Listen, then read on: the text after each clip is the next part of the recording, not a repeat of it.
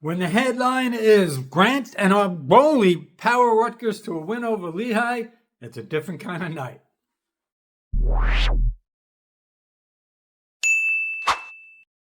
Okay, so Rutgers gets an 84-72 win over Lehigh at the rack, and I'm wondering, is this Rutgers wrestling or is it Rutgers hoop? Lehigh kind of gave us a bit of a tussle, a bit of a struggle.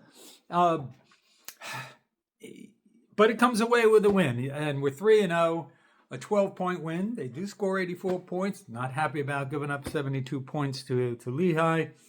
But it's musical chairs regarding whose turn is it going to be to shine from night to night. Typically, you're looking for the big dogs, the alpha dogs, the guys who are going to be leaders, who are going to demonstrate that leadership and consistency from night to night. But it's kind of a musical chairs right now as far as the rotation of effectiveness.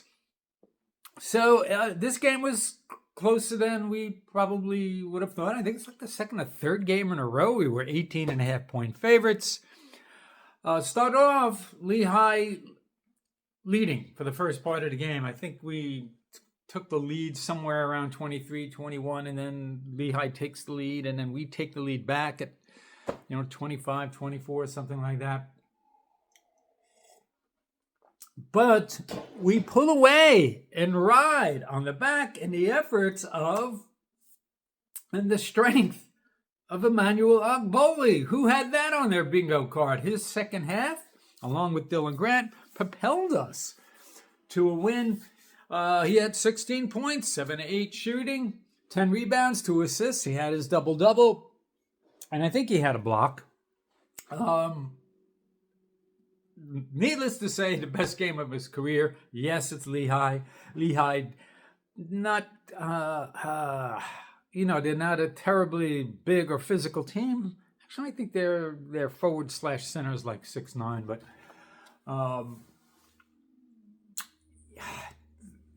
once again, Dylan Grant was the man. 28 points, 9 of 10 shooting, or 9 of 10 from the free throw line in 28 minutes. He's kind of a surprise insofar as the beginning of last season, nobody knew that Dylan Grant was going to be the guy. He just kind of emerged. And then going into this season, okay, you thought he was going to be your guy because he's like the one guy that we have, and he's been productive, but he really is a surprise. And he continues to be a bright and shining light for us. Hopefully he winds up staying.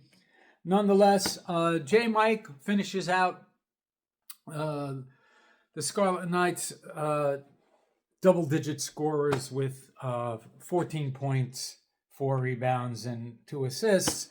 And Lehigh comes in and they're in the lead like we talked about. You're not shocked, but you're kind of surprised it's lasting longer than it did.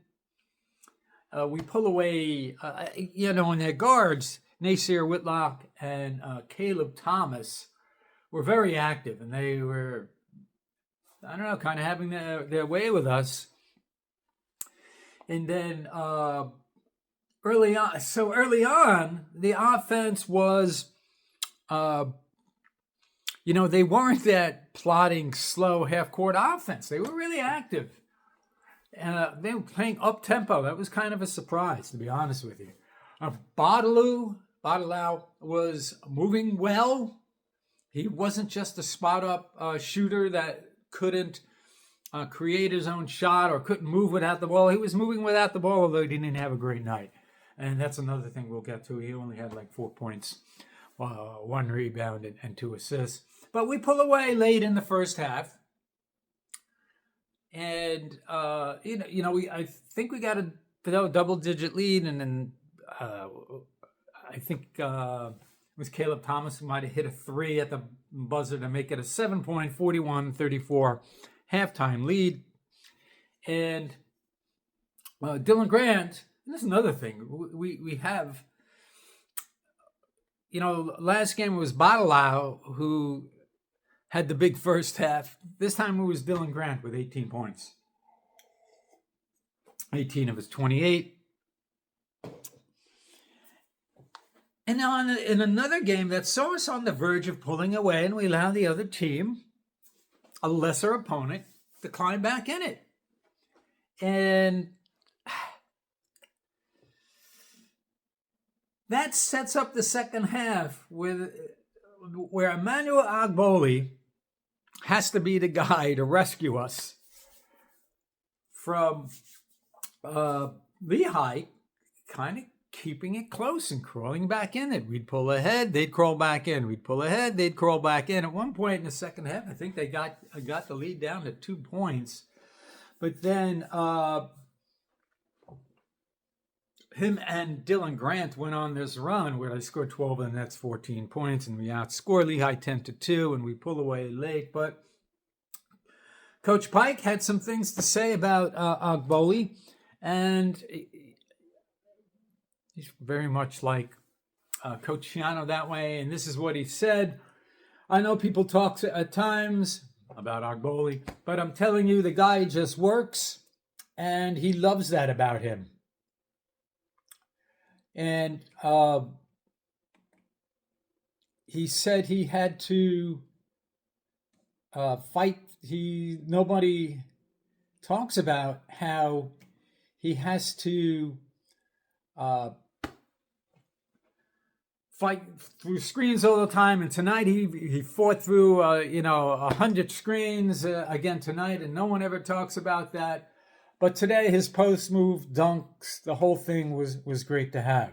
So I mean,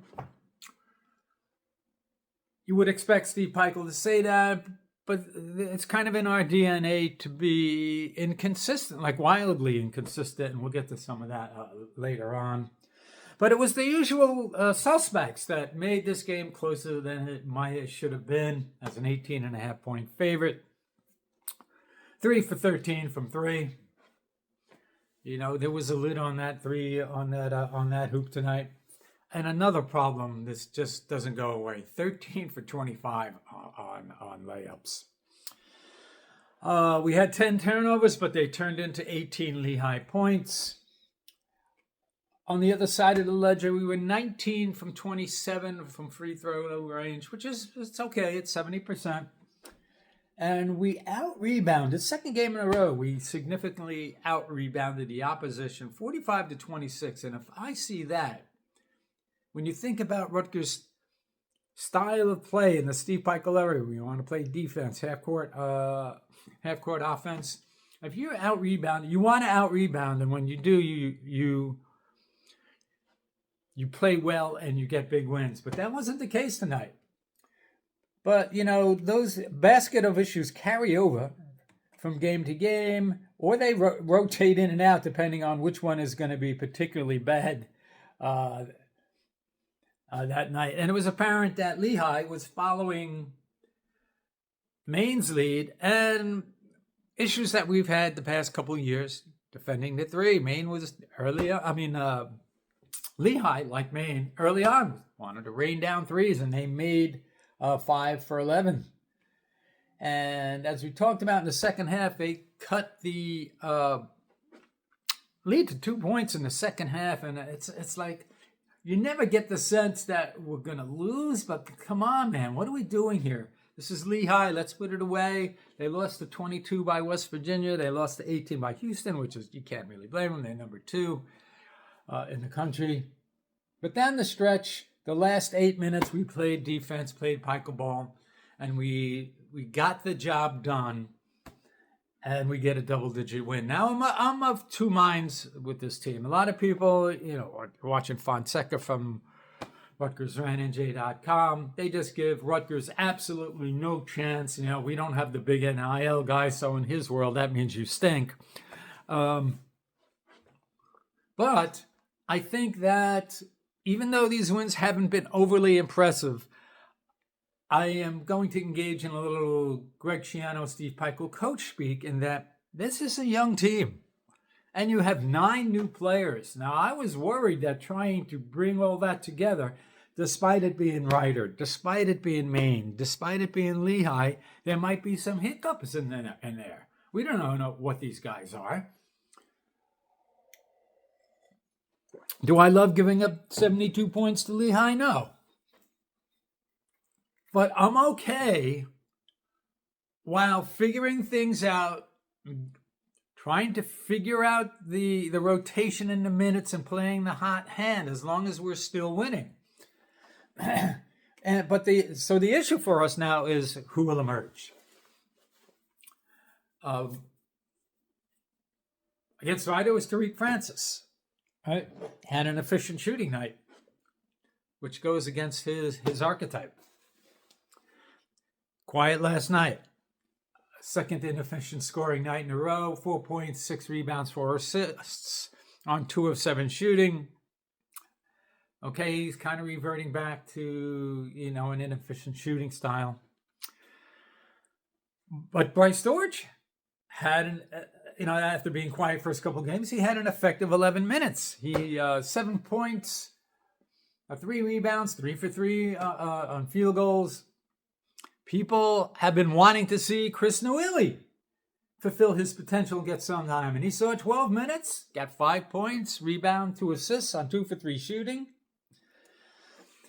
On the other side of the ledger, by fall, that 4 or 5-star recruit out of high school isn't showing that he's ready to take the next step. And it's kind of frustrating. We're going to need him because we know Ogboli is not going to go have a double-double every night. Or very rarely will have a double-double. He had 1 point and 2 rebounds. Okay. Yeah, it's like 5 minutes. Darren Buchanan now, I thought he got 21 minutes of playing time. His production from scoring, took a bit of a hit tonight. He had 5 points. But he had 8 rebounds, had a nice turnaround jumper that kind of bounced off the rim and went in. He's got a pretty good turnaround jumper move. I'm kind of surprised by that. And 1 assist. Lino Mark, who people are hoping is the point guard of the future.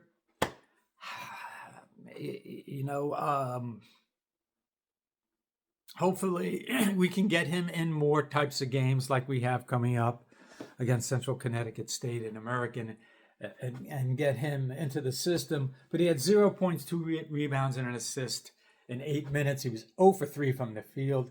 And Harun Zirno, who we're hoping to be that guy that can come off the bench, or even if he starts, and knock down some threes.